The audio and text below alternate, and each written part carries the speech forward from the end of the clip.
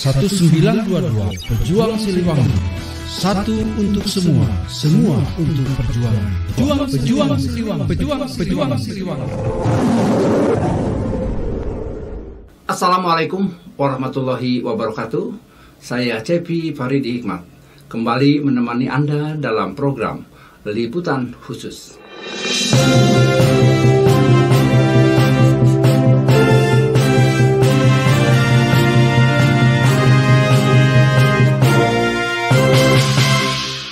Debat ketiga Capres-Cawapres atau debat kedua khusus Capres ini akan membahas tema tentang pertahanan, keamanan, geopolitik, dan hubungan internasional.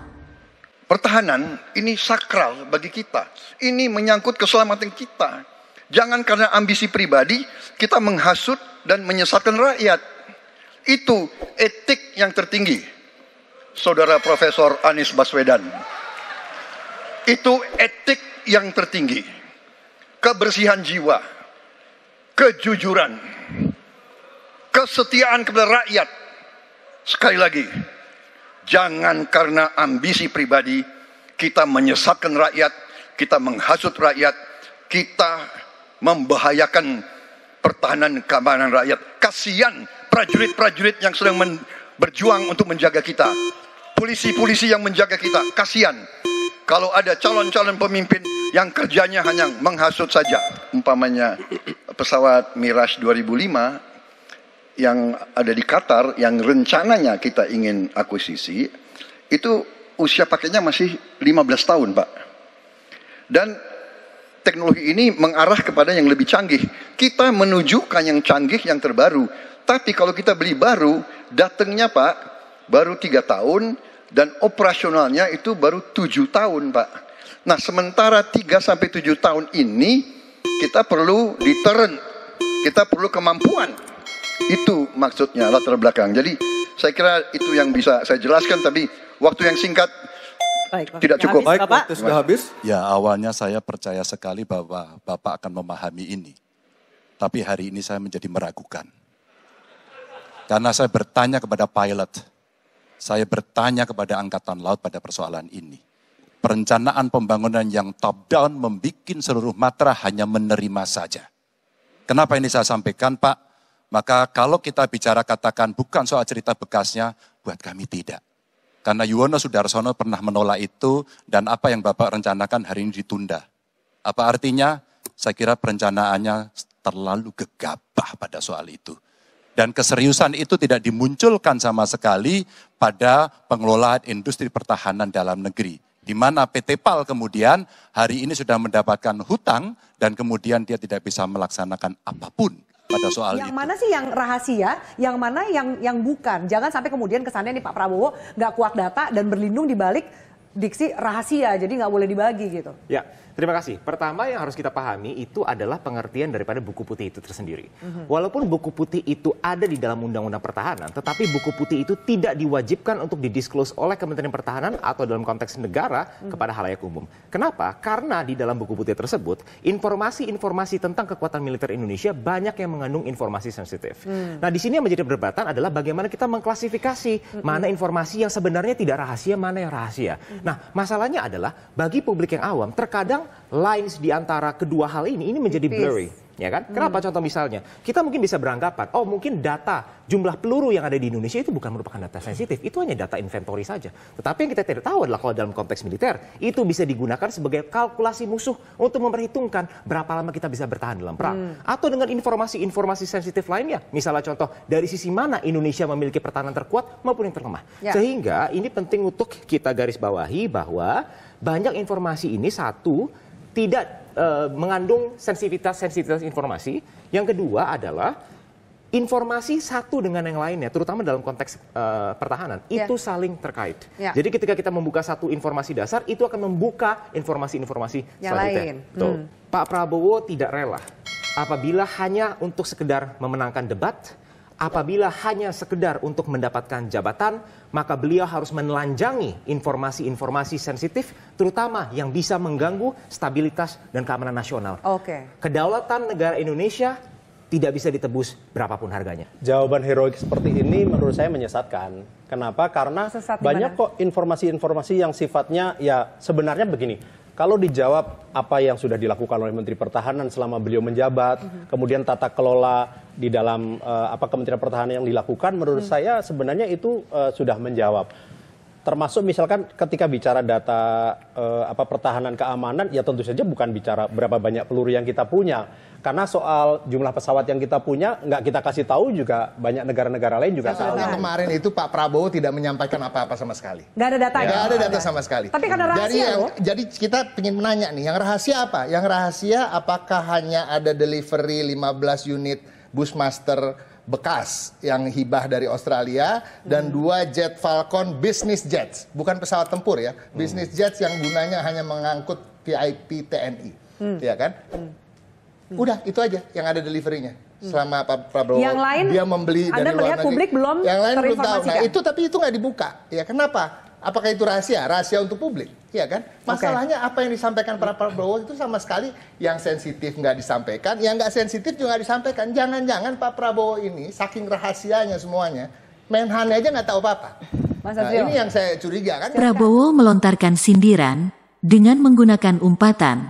Meski begitu, Prabowo tak menyebut secara spesifik nama yang ia maksud. Adapun dalam debat ketiga Pilpres, Anies Baswedan menyebutkan lahan yang dimiliki Prabowo seluas 340.000 hektar. Hal inilah kini menuai polemik yang berbuntut panjang. Ada salah satu yang menyampaikan bahwa yang luar biasa adalah ada manusia-manusia yang mukanya tebal banget. Luar biasa. Saya kadang-kadang tidak bisa menjawab karena saking terkesimanya. Ada manusia yang macam begitu.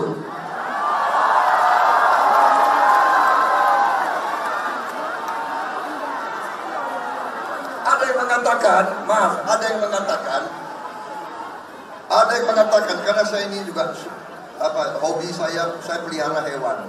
Kita kasih makan ke hewan itu baik sama kita. Tapi ada manusia yang kita memberi dukungan, kita memberi segalanya.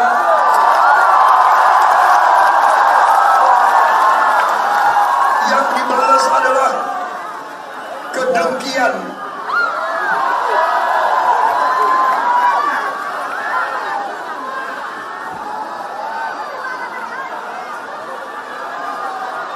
Saya geleng-geleng kepala sendiri, tapi tidak apa-apa. Saya percaya rakyat Indonesia punya hati, punya akal, punya telinga, punya mata, mengerti siapa yang benar dan siapa yang tidak benar.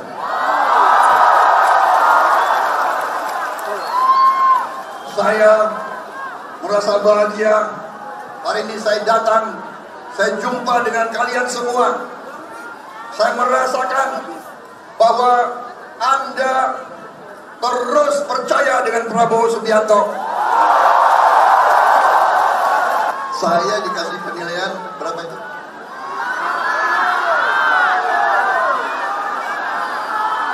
11 dari 100. Jawaban saya, jawaban seorang anak Betawi, kalau dari ente mah memang gue pikirin.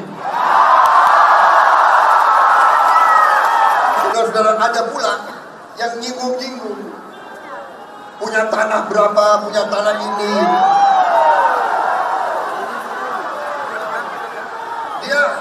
Dia pinter atau goblok sih?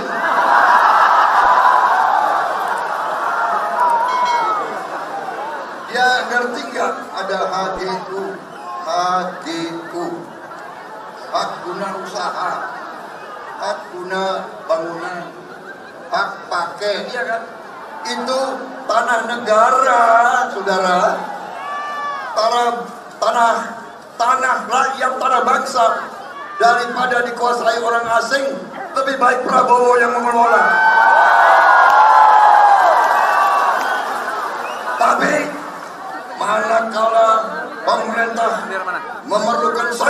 segera menyerahkan. Gak usah dibawa-bawa debat lah.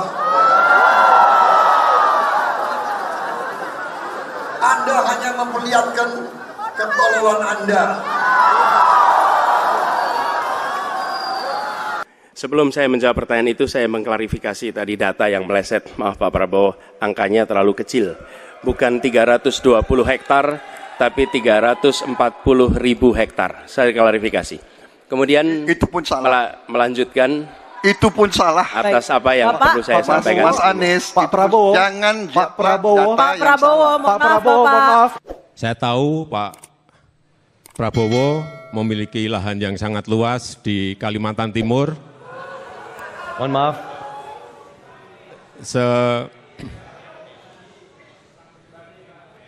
Sebesar 220.000 hektar. Juga di Aceh Tengah 120.000 hektar. Saya hanya ingin menyampaikan bahwa pembagian seperti ini tidak dilakukan masa pemerintahan saya. Minta izin, tadi disinggung tentang tanah yang katanya saya kuasai ratusan ribu di beberapa tempat. Itu benar, tapi itu adalah HGU, itu adalah milik negara. Di saat tentara kita lebih dari separuh tidak memiliki rumah dinas. Sementara menterinya punya, menurut Pak Jokowi, punya lebih dari 340 hektar tanah di Republik ini. Ini harus diubah. Sahabat Siliwangi TV 1922, informasi tadi sekaligus menutup kebersamaan kita dalam liputan khusus hari ini. Saya Cepi Paridi Hikmat mewakili tim redaksi dan seluruh kerabat kerja yang bertugas mengucapkan terima kasih atas kebersamaan Anda dan saksikan terus Siliwangi TV 1922. Sampai jumpa. Assalamualaikum warahmatullahi wabarakatuh. Siliwangi Jiwa Raga.